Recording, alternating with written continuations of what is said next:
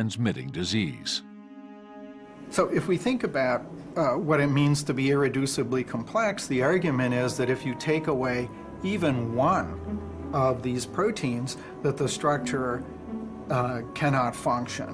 And yet here is a structure that functions, that is missing several of the proteins, and yet here it is, a working, viable organelle of the bacterium.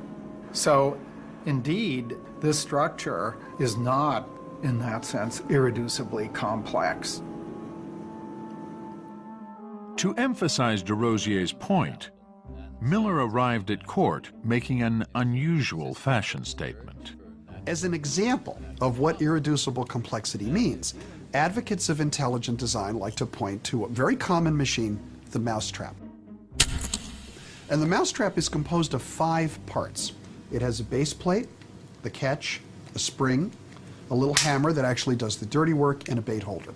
The mousetrap will not work if any one of these 5 parts are taken away. That's absolutely true. But remember the key notion of irreducible complexity, and that is that this whole machine is completely useless until all the parts are in place. Well, that turns out not to be true. And I'll give you an example.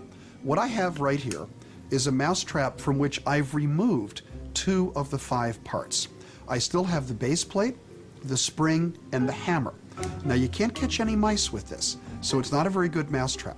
But it turns out that despite the missing parts, it makes a perfectly good, if somewhat inelegant, tie clip.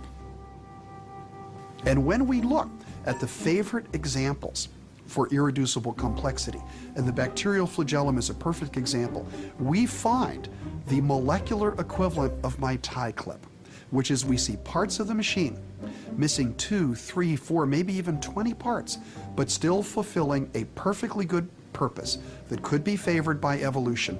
And that's why the irreducible complexity argument falls apart. But Behe testified it's not just microscopic organisms that are irreducibly complex.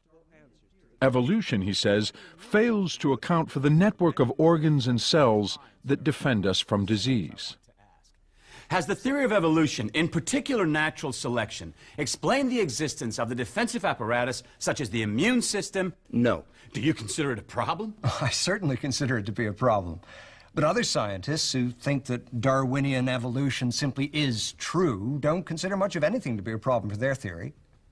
If you could highlight the second full paragraph